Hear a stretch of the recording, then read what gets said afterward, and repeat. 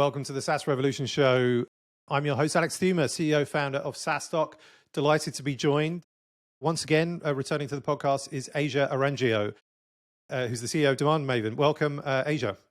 Yes, thank you so much again for having me. Super pumped to be here, and I'm excited to dive into what we're going to talk about today. Yes, likewise. And a clue, it's going to be about top growth pitfalls that you aren't expecting. That's a big clue, by the way. But Asia, let's kick off. So obviously, you have been on the podcast. I think like within SaaS, definitely I see, over the last couple of years, you're quite, I would say, sort of a growing presence and brand. But let's assume that those that are listening today haven't heard of you before.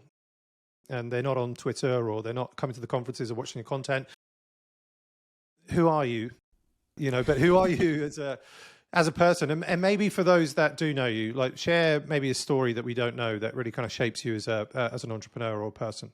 Yeah, absolutely. Okay, so I'm the CEO and founder of DemandMaven. We are a growth consulting firm. We are also part agency, part consultancy, but we work with SaaS companies on achieving their growth milestones, whether that's 1 million in ARR, 5 million, 10 million, whatever it is. And our bread and butter really comes from our understanding of growth being a holistic practice, not just marketing and acquisition, but also all the way down into activation, retention, expansion, and also across how we are internally set up. And in terms of me, so I've been running DemandMaven now for 5 years, and my background comes from marketing and demand gen for 2 VC-funded startups here in Atlanta. And also previously, I served on the board of Moz before it was acquired in, was that June 2021, I believe. And in terms of stories that you might not have heard about me or heard from me before that have shaped me, it's so interesting because I remember this question and I remember thinking like I have a story, but it might feel like a downer at first, but something about me is I transform negative experiences into positive ones. And I think the thing that has shaped me the most in my life was actually losing my grandmother when I was in my early 20s. And her passing really taught me so much about life and what it meant to live and to take care of myself and to just know that every day is not promised. So if that's the case, then how do I actually want to live? So that might feel like a little bit like, oh, sad. But at the same exact time, I actually think it was such a learning experience. It was the first real death I had ever had to process in my life. And it completely changed how I thought about everything. It actually was part of the catalyst for me getting into SaaS and startup world. I was working at a very different company at the time. And it's so cliche now, but it was kind of like the YOLO mindset a little bit, like you only live once. But I actually, I grew so much from that experience. And even now I'm still learning so much about how it shaped how I think and how I approach things now. No, it's a great mindset.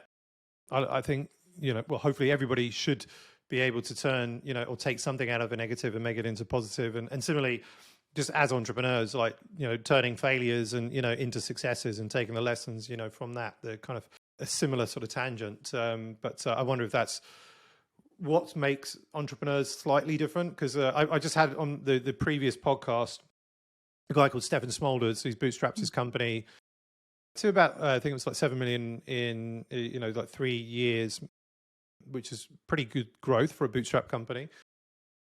But he had 8 years of failing before he started to see some success, right? And I just think that not everybody would persist with 8 years and a failure before carrying on. And I think there's perhaps something special about entrepreneurs that we can do that, right? Turn the positives into the negatives, turn the failures into successes. And I think like Stefan said, like never give up. And I think, entrepreneurs often, the ones that make it have got the never give up attitude. The ones that give up obviously don't make it and probably not cut out to be entrepreneurs, right? And I guess kind of talking off a negative, and this is a interesting segue, but the current market is pretty negative, right? And it could have been a lot worse. you know, obviously I think for 6 months, we've been seeing, you know, the major tech layoffs. There's been talk about recession. Are we in one? Is it coming? What's happening? Everyone batten down the hatches, cut costs and so on. And then the banks start to fail. You know, SVB out of the blue. I mean, like to me, out of the blue, you know, just kind of on Thursday said we're having trouble. On Friday, you know, went bankrupt, right? And yeah, like it just seems like pretty crazy times, right? So getting to the question, like, what are you seeing, you know, in the current market? How is it impacting SaaS, your clients, you as, you know, kind of running an agency? And what are your thoughts about navigating, you know, through this moment? Yeah. Gosh, yeah, at the time of this recording, at least, there's been a lot. Yeah. Okay, so the things that we are seeing and the advice that I'm giving. The very first is somewhere, first, I guess I'll start with the reigning advice. We have to focus on controlling our controllables. It's the only way that we are going to be able to stay sane. We have to focus on controlling controllables. We can't control our uncontrollables, only the thing that we can actually control. So if we're channeling our energy towards something, it's going to be likely our businesses, our livelihoods, family, etc. And when it comes to business, the first place that I recommend pretty much every single founder start is to start with context of customer. The reason why I say that is because with recession and with also the ecosystem and the fabric of how startups and SaaS companies just move through space and time, those things are shifting and changing, which means that the context for how you operate is changing, but then also there's a really good chance that your customers are actually getting impacted in some kind of way as well. And I think the talk that I gave at SaaStock last year definitely spoke to this more directly.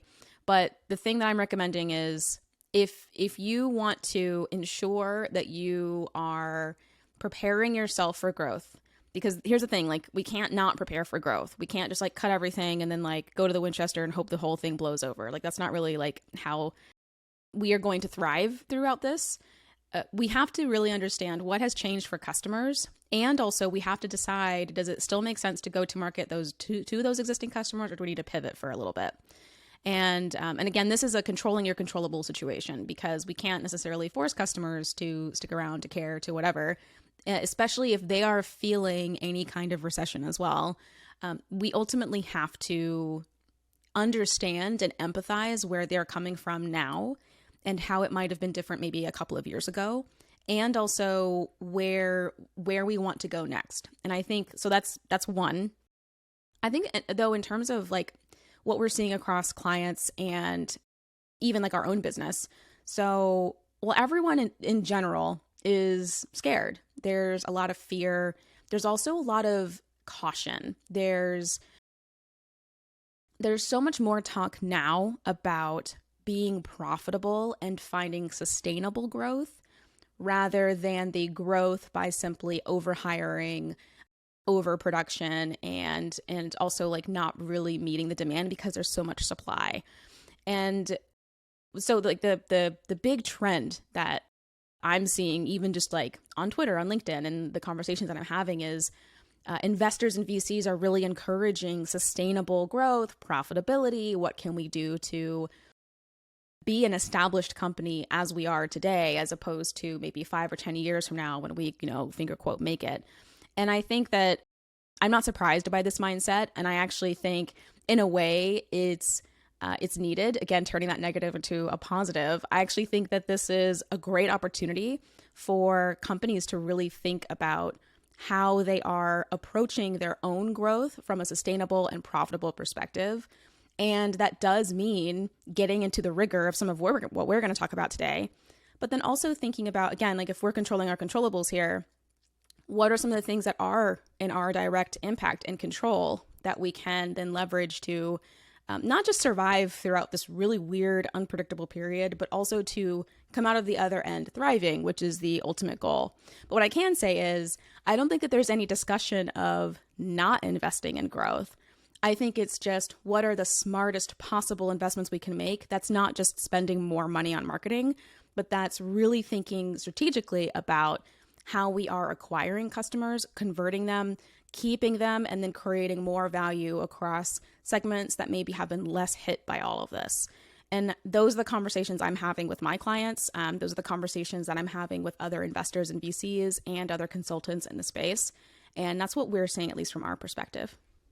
Awesome. Yeah, I mean, very, very, very similar here. I mean, like, we should still be going for growth, but it's that, capital efficient growth, or, very kind of, let's say, cautious sort of growth this year. And it's been, like, as you say, I think we've seen some crazy times over the last sort of few years, and it does feel like, the correction that's probably needed, and reminding people, to grow a company, probably in the right way, more in that sort of like bootstrap mentality than, just kind of the crazy spending and hiring that was happening, right? And we're seeing that you don't need 30,000 people to run a company, but you can probably do it like with OpenAI, 375 people, right? Compared to, I was seeing like Alexa has 10,000 people working on the product, and that's a comparative sort of difference. So leaner, more efficient businesses, seem to be the soup du jour, and what will hopefully remain for the foreseeable future. I predict that growth at all costs will probably come back at some point. I hope not. I mean, like, I don't know, but it doesn't seem necessary. So if we can all be capital efficiently run businesses, then I think the world is a better place. Completely agree. And so let's go into the topic for the podcast. So we mentioned the big clue was actually what we're going to be talking about, the top growth pitfalls that you aren't expecting. So I'm very curious to learn more about this, as I'm sure are the listeners. So take us through these top growth pitfalls that we are not expecting. Okay, yeah. So all of this, for context, all of this came about because we are actually in the process now of working with several companies of analyzing their growth. And we very much come from the belief of growth is a holistic practice. It's, as you know, it's not just about acquisition and awareness building. It's also about, you've got to activate those customers. Then you got to keep them. Then ideally they're expanding into upsells, cross-sells, add-ons. And then from there, there's the other side of growth that many folks actually don't really think about or talk about, but it does directly impact how we grow as companies. And that's, what are the processes? What's the performance? What are we currently tracking and measuring? And also, what are some of the cultural or mindset aspects about how we think about growth and how we ultimately align our resources and put all of our minds together and do the thing. But the past few weeks, I've been deep into about 5 companies, and each of these companies are struggling with some aspect of this. And I'm noticing that there's trends. And the other context to keep in mind too is that some of these companies saw extreme growth through the pandemic years, and then now that this is kind of slowing down, they're starting to see slowed growth. And then others are just starting, so they're struggling at like the 5K or 10K MRR mark, and they're trying to get to $1 million, and they're like, "What is going on? We have no idea." So to start, these are the things that, as we talk through them, they're going to feel obvious, but I'm going to give you some examples of where it shows up, whereas maybe not so obvious. But the first is lacking internal processes. And this isn't just specific to growth, but the whole business actually. But what we find is most of the processes, at least in the early days, should be aligned to some form of sustainable, approachable growth, of course. When I say processes, most people think about like steps 1, 2, 3 on how to like publish a blog post. Oh, you got to get a writer, and then you got to like give them a topic, and then they're going to create a brief, and then they're going to upload it into Webflow, and then you're like, maybe you'll edit it or whatever. When I say process, most people think about that kind of process of how to tactically execute something that's been executed or done before. But when I say processes, I mean specifically, what are your growth processes? Meaning, what is the process that you go through every week, every month, every quarter, every year on troubleshooting your own growth, finding your own growth opportunities, and then what are the processes for you to actually execute them? And this might sound like, well, wait, like, what do you mean by that? But what I mean by that is specifically, what is the process where you go through and you say, okay, what are the actual problems in the business? What's actually blocking us from growth? that's already a process in of itself. Reviewing that, getting that information, making those decisions, analyzing it, talking to team members, brainstorming together. That's one process in and of itself. Then there's another process where you say, okay, now let's fix some stuff. Like, let's do some stuff. And that's a process. So a book that I recommend a lot is Traction. I believe it's by Gino Wickman. I have it on my bookshelf over here. Yeah. I recommend Traction a lot to folks. And the version of this that a lot of founders implement is the issues tracking. And you track issues across the company. You facilitate that information. But what Gino mentions is you actually have to have a process to collect that information, and then you have to have a process to address it. And this is a sneaky thing, because it feels like you've probably already have processes in the company. But actually, when we, upon further analysis, analyze everything, we actually find that, actually there is no process for this. And it's like willy-nilly. And there's like a Notion database with tons of ideas or problems to fix, but there's no actual process to fix them. And this is a sneaky thing, because if these issues are just piling up, some of you aren't even aware of them. But if they're piling up, you don't know about them, you're not tracking them, and there's no process to address them, they're just going to continue to slow down your growth. And it's going to rear its ugly head eventually. But this is one of the top things that we're already finding. Yeah. I'm nodding my head throughout that and familiar with these things. And also, I wasn't expecting you to say, I saw the lacking internal processes understood. Certainly, I don't know, like what you feel like in SaaS, if you get to a certain size. Again, the podcast I was just speaking with, it kind of got to 5 million without, very, very many processes. But then to scale it to 10, it's like, it's a different world, right? And you need the processes. And it seems to be this sort of milestone. And I would say also, like the SaaStock, with our business, we got it to 3 million without, any processes. And then, to scale beyond that, we're like, okay, now we need to bring in processes and systems. What would you say generally from the customers? Because you specialize 0 to 1. And like, have you seen that you can't scale like to 1 or beyond 1 if you don't have, let's say the basic processes, let alone the growth ones? 100%. But so here's the thing, is that I would actually argue, Alex, that you probably did have processes. You just didn't realize that they were processes. Like there was a flow that you went through, even though there probably wasn't like documentation on it. There probably wasn't like an official formal thing, but there was still like a flow, a rhythm that you probably had internally. I mean, please disagree if not, but no, we did. Yeah, we did. And we picked up Traction as a book when we were, again, around about 3 million. And that was very, very helpful. So I do recommend that. Yeah. I think maybe the difference here is, so there's like unstructured process, which probably is a misnomer or an oxymoron, but then there's also very structured process. And to me, Traction is a great example of like really structured process. Like there is a specific framework, a specific list of things to go and do and to like rally people around.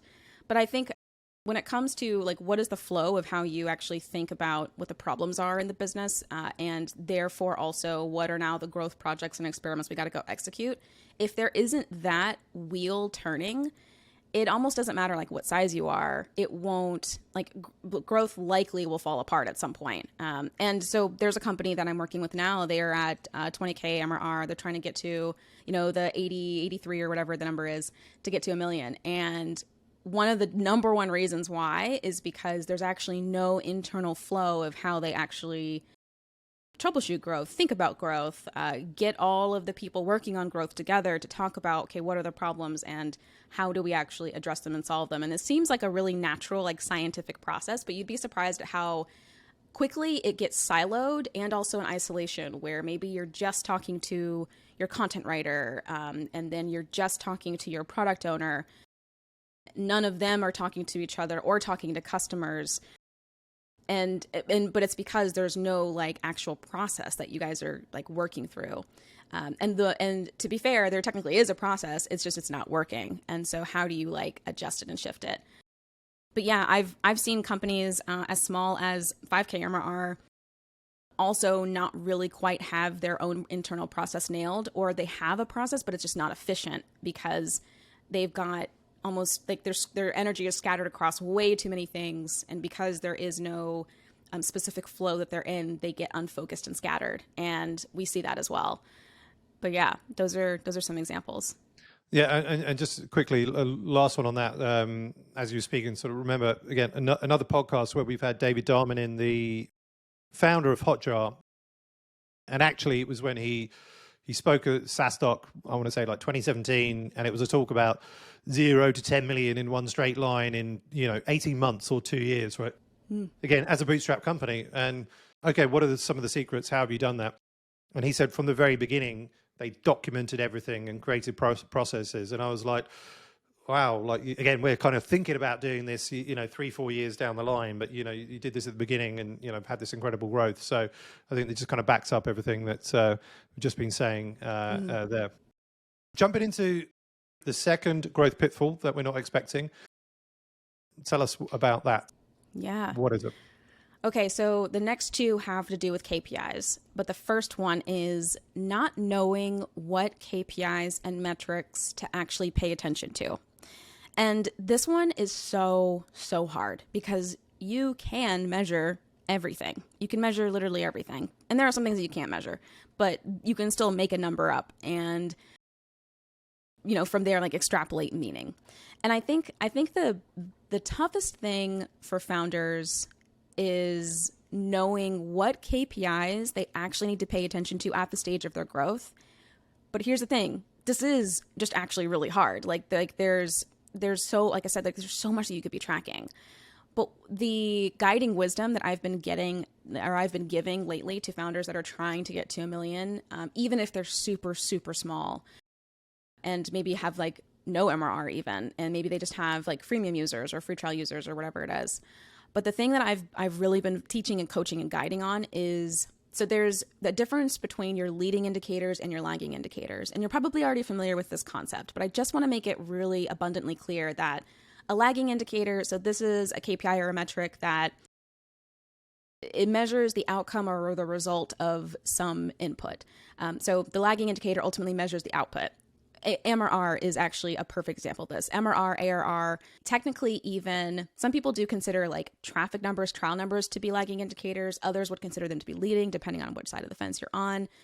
But lagging indicators are good to track, such as like LTV, cohort retention of certain customer segments. Those are good things to track. You should not track them. You should always know like what's going on, generally speaking, from a broad level of the business.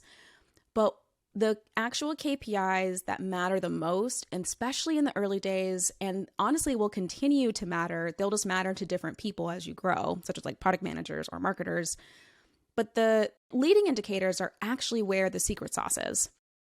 But the leading indicators that you pick will ultimately determine if you optimize and build for something that is relatively efficient versus inefficient, or something that actually moves the needle versus not. The top leading indicator of success that I've been recommending to pretty much all of our clients, because they don't have a KPI for this, is what does an activated customer who has gotten value look like? So when someone signs up for your SaaS, whether it's creating an account for a free trial or a freemium, whatever it is, maybe they've booked a demo, you signed, they inked on the deal, and now they're actually getting into the product and using it for the very first time. What does an activated, successful customer who has achieved value actually look like? Then create a product KPI around that, and then measure how many people start the trial or create an account if you're freemium, and then achieve that activated customer moment. That KPI alone is going to tell you if you're going to grow or not. Because if it's efficient, like if it's high, if it's like, this is kind of where I want to be careful, because there's no benchmark really for this. Yeah. But let's just say it's 50% plus. If it's like 60%, 80% of people who sign up for the product achieve that activated customer status, even if they haven't entered in payment details yet, which is important to differentiate, because that's different than like getting value. Specifically getting value. What is the conversion rate to that? You'd be shocked at how many teams are not measuring this, don't have a definition for this. And because of that, because they don't actually know what does success look like for a customer, they don't actually know how well everything is converting when people sign up and get introduced to the product for the first time. This is a leading indicator though. This tells us if it's high, we have a very strong chance of getting more customers this month. If it's low, we have a very low chance of getting more customers this month. Or if we do, they're the exception and not the rule. And this is an example of like not knowing what to pay attention to. Yep. Another great one there. And just speaking from my experience and people that founders, again, that we speak to, and something that we took from Traction, is having a dashboard of the leading and lagging indicators. But again, not just any, because you can have so many, right? You can have a KPI for everything. Picking the right ones and kind of whistling it down to maybe, 7 or 8, of the right ones to really kind of understand how you can grow as a business. So no, I think that's a good one there. What about the third one about what not knowing what to do when KPIs go south? Tell us about that.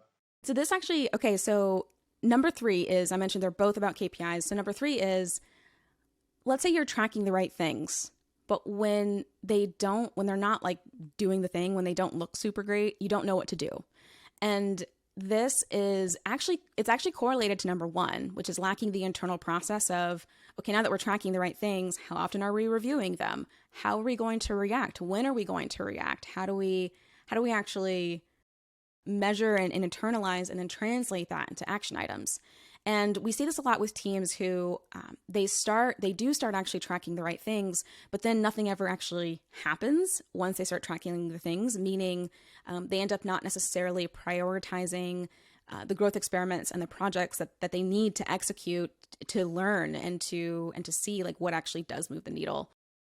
But a lot of this really comes down to not really understanding or knowing what the levers are of growth in the business. And this, I really can't blame anyone for not knowing how to address number 3, like not knowing what to do, like when the KPIs go south, because it ultimately comes down to your understanding of those growth levers, meaning when I pull the retention lever, or when I pull the acquisition lever, or when I pull the activation lever, how does that increase growth in my business?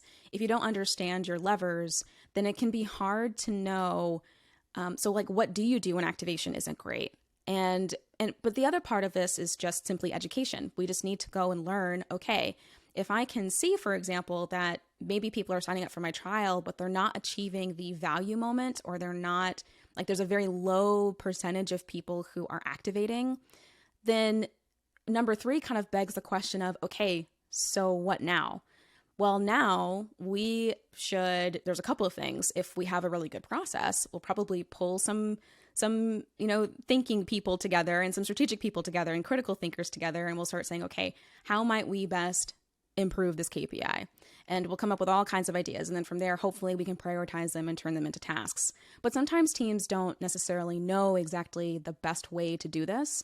And this is where educational resources come into play. This is where really learning, like, how do other people improve specific KPIs? And if we're looking at the right things, then we can trust at least that, we're tracking the right stuff. But now it just becomes into, how do we actually translate that into action?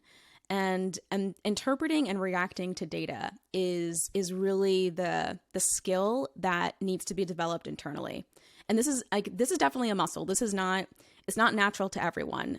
Some folks and teams and founders need to build this muscle. And for some, it's really natural that when they see a KPI that's like not doing great, they immediately can start thinking of things to do and then actually go and do them.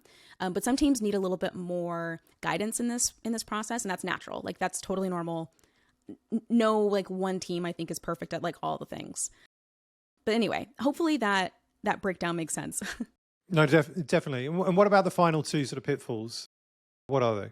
Yeah. Okay. So the next one is lacking discipline in growth experiments and projects. I have very much a spicy take on this. You cannot call it an experiment if you never measure the end result. You can't. It is simply a well-intentioned project. I cannot tell you how many times I have analyzed the growth of a company and they have this huge list of all these experiments. I'm putting that in finger quotes, all these experiments that they ran, and they never once measured the impact of them, which, if that's the case, we cannot call them experiments. Part of the scientific process is to actually measure the results. And if we never take that step, they're just projects. They're just tasks. We just executed a bunch of stuff. They were not experiments. We can only call them an experiment if we measure it. But this is where discipline actually comes into play. There's a certain level of discipline that you have to have when you're running a SaaS business. And discipline when it comes to your your customer research processes, when it comes to how you internalize and analyze data, but also when you execute things, if it was truly a growth experiment or truly a project with the context of growth, then we need to measure how it went. And if we don't, we cannot call it an experiment. And also it kind of goes back again into that, a little bit of that process. But this also speaks to culture and mindset. If we don't have a culture or a mindset of being diligent about measuring the impact of whatever it is that we're doing, then it means that we're leaving a lot of data on the table, but it also means that we're doing a lot of guessing and assuming, and that's super dangerous, I'm sure, as you know. But discipline it shocks me all the time how much it comes up, because it's a sneaky thing. It's a thing that you might not realize is actually impacting you, but when you think about how you go about operating in the business and how your teams operate in the business, if you're lacking discipline in those areas, you're probably going to find that a lot of these projects and experiments, they might not have not worked. You probably just don't know, because there's no internal discipline when it comes to actually measuring everything. But anyway, so that's number 4. Number 5. Okay, this one's another spicy one. Poor product management. This is another huge just discipline practice. This is a practice in companies that feels like, what do you mean poor product management? But what I'm finding is product management at the end of the day, it's all about the translation of what a customer is currently experiencing and what their desires are, what their pains are, translating that into value through the medium of product. So we build product to deliver value to customers is the really easy, simple way of doing that. But part of the process of product management is to really deeply understand the full context of what the customer is actually asking about. And then it's also the process of understanding what entire swaths or segments of customers are desiring, and identifying if the feature that you're about to build or the expansion of the product that you're about to build or whatever it is, if it's 1, going to be adopted, 2, going to actually generate value for customers, and 3, going to be something that is profitable. And sometimes product management can rear its ugly head when it comes to growth, because it kind of feels like you don't have good product market fit, but actually what is happening is customers want the product, the software category makes a lot of sense, the market is ready and willing for whatever it is that the product wants to provide it, but for various poor product management reasons, the value is not actually delivered, not because you don't have product market fit, but because the product management actually internally for years hasn't been super great. And this looks like a couple of things. The first is, I can always tell that there's probably poor product management when the product build cycle is on a pure agile Scrum cycle, and more time is spent creating user stories than it is talking to users, understanding customers, understanding the value that this is going to ultimately deliver, and also understanding adoption of these features, understanding was that actually more profitable or not. And that tells me that, okay, there's probably not super great product management happening here. The other indicator, and this is really especially true for really early stage companies, but sometimes founders will talk to customers, hear features. So customers are like, I want this, I want this, I want this. And they're like, okay, great. Here's a list of features that I'm going to go and build. But what ends up happening is some of those features, they almost can't see the forest for the trees. They can't see the trend across all the features. And because there's no good product management practice to go back to those customers and really understand the context, and also understand broadly speaking, what is the extra value that we can provide. What ends up happening is the founder just ends up building all the features, but you multiply that by 1 year, 2 years, 3 years, and now you have this really bloated product that now customers are having a really hard time adopting, activating inside of, and then therefore retaining inside of. So, and this doesn't happen overnight. This is obviously over several months and quarters and years of building, but it all comes down to product management. And this is sneaky. It's so sneaky because like I said, it feels like, it almost is like, do I have good product market fit? And then sometimes it also kind of feels like maybe you're not positioning the product well. But what we're actually finding is, oh no, we've just been making something super bloated for 2-3 years, and now no one is getting value out of it because we've kind of just been like blindly building for years. There's a really good book called Escaping the Build Trap by Melissa Perry that I highly recommend everyone read. Even if you're a marketer, like I highly recommend reading it. But what I'm finding is actually a lot of these companies are really struggling from this exact problem. And or they're operating and running things focusing on literally building and optimizing for building and not necessarily on capturing customer value, which translates into money. But anyway, so that's poor product management. It is sneaky. Not all founders are great at product management, and it hurts to hear. But I actually think there's either one of two choices. We either hire a product manager or we build the skill. It's another muscle to build. And, you obviously, like, you can get really good at this. It's not like, it's reserved for someone else. We can get really good at product management. We just have to identify what maybe not good looks like and then work towards good. Yeah. Yeah. No, I mean, you may be being kind there, saying not all founders are good at product management. And I definitely can speak from my own experience. They're kind of good with coming up with products, but then not really knowing what to do with it afterwards. But yeah, those are 5 great pitfalls there that I definitely wasn't expecting, and 2 good book recommendations there. One being Traction. The other one was the build something? Escaping the Build Trap. Escaping the Build Trap. I would have given myself a bonus point if I'd remembered that. But I would definitely read it. Obviously read Traction, but not Escaping the Build Trap. So good tips there from you, Asia. Now we're going to move on to the quick fire round. What one thing has moved the needle the most for DemandMaven? Drinking our own champagne and doing our own growth audit and also customer research on ourselves and talking to our clients in the way that we would for their customers. That has easily opened up the most doors for us. We can see very clearly. So we deal with service market fit, which is slightly different than product market fit, but service market fit is huge for us, at least on the services side. But drinking our own champagne has honestly moved the needle the most for us. Very cool. Do Americans ever say eating your own dog food, or is it just the Brits? Yeah, no, Americans say that. I just like it feels like so like I don't want to eat dog food. Do you? I don't know. Who wants to eat dog food? Yeah, but champagne. I will drink champagne any day. There we go. What's the best advice you've ever received? Oh gosh. The best advice I've ever received. I'm torn between 2. The first was this was actually given to me when I first started DemandMaven, and it was to focus on invoicing. And it took me years to really understand what that meant. But once I got it, I was like, oh, I get it. Focus on invoicing. Basically means focus on value delivery and therefore sending the invoice. And then, no, I'm going to stick with that one. Yeah, that's probably the best one I've heard. Biggest failure you've made, lesson learned? Oof.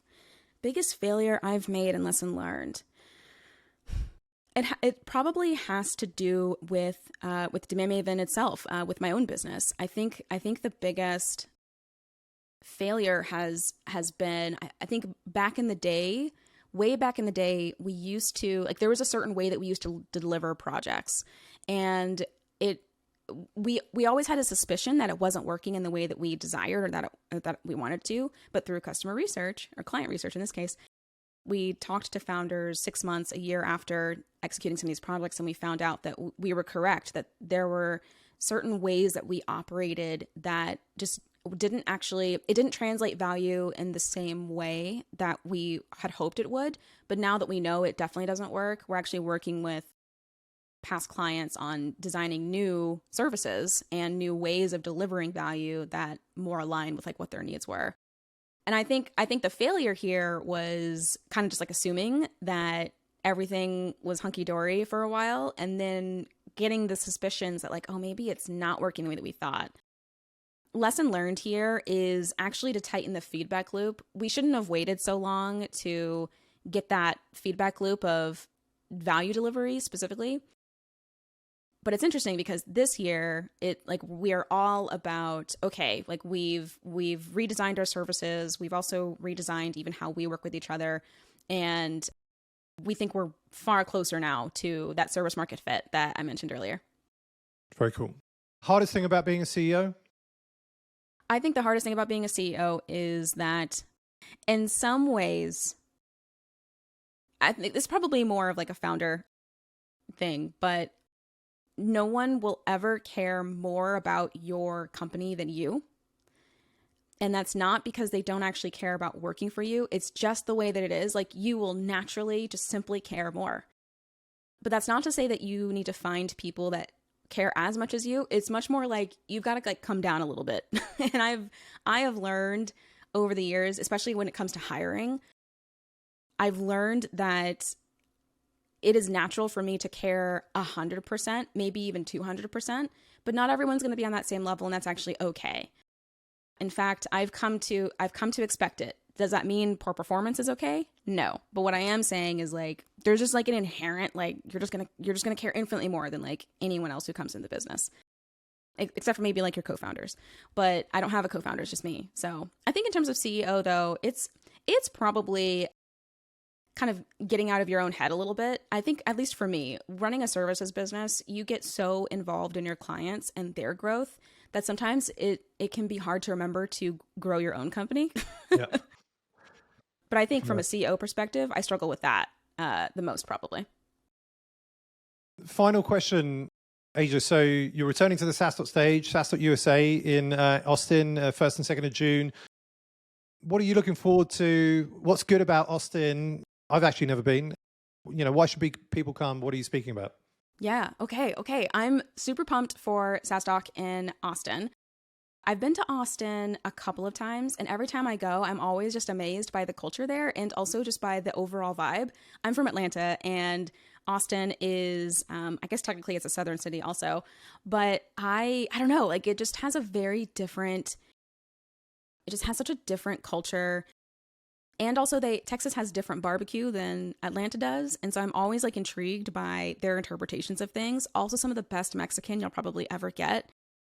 So anyway, Austin is amazing. In terms of SaaStock, I was actually really impressed by just like how the SaaStock, like, founders go with open hearts, but they also go with such an excitement and enthusiasm that, I don't know, like, it's just so specific to SaaStock, I feel like. And I really, really appreciated my time last year in Dublin, and I'm excited to see what it's like on the state side. And in terms of what I'm speaking about, so there's a lot, I think, that's going on. I think I'm interviewing someone like for a podcast. I think my topic has to do, I'm actually going to dive deeper into activation and really understanding like what are the levers that you can pull inside of the activation space.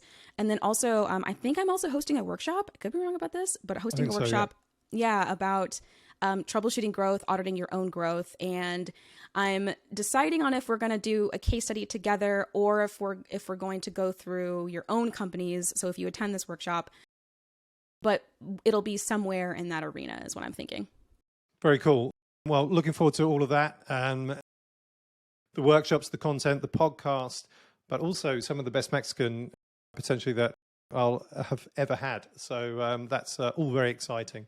But yeah, SaaStock USA, that's the 31st of May to the 2nd of June in Austin, Texas. Go to SaaStock.com. You'll find a link to the website and join us if you're a SaaS founder or growing your company in the US or wanting to expand into the US. Asia, been great having you back on the podcast. Thank you so much for sharing your top growth pitfalls. And yeah, I'm looking forward to seeing you in a couple of months in person in Austin at SaaS USA. Awesome. Thanks again for having me. And yeah, we'll see each other soon. Yeah, it's been a pleasure.